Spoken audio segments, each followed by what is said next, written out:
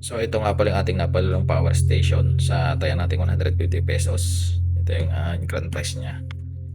So walk through kayo kung anong laman niya at anong features niya.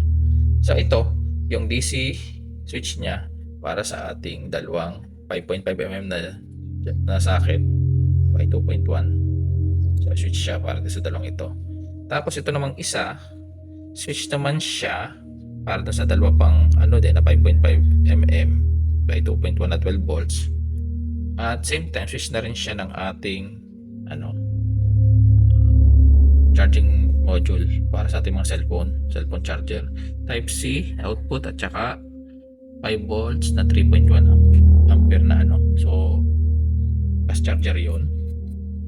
Tapos, siya na rin ay switch para sa ating voltmeter, voltage indicator. Ito naman sa taas, meron siyang binding post para sa ating inverter, positive at saka negative. Tapos ito naman saksakan niya ng ating input charger. So ito ay 4S2P na 12 ampere hour battery. So ang ating gagawin charger dyan ay pang LiFi o 14.6 volts. Then itong fuse niya, safety fuse 10 amps. Natignan ko na yan. Kalas na natin. Ito naman sa side, handle niya, easy to carry.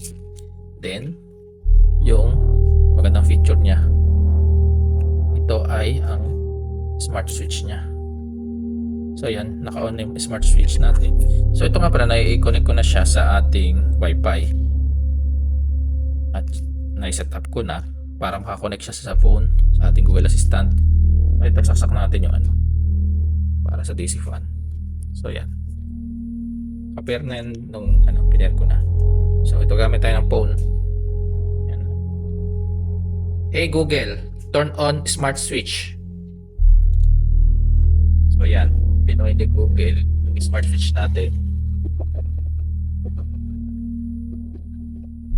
Hey Google, turn off smart switch. So pinatay din niya. Maganda ka sa picture na ito, pwede mong iwan na buhay itong smart switch natin. Then basta may internet ka sa bahay, nakakonekto sa Wi-Fi, then may cellphone ka, kahit nasa malayo ka at may internet connection ka, pwede mo siyang i-on and off. Maganda yung pagka yung mga may ilaw ka sa gabi, pwede mo dyan itong isaksak. Tapos pwede mo siyang i-on via voice command or by application sa phone. Yun, magandang picture.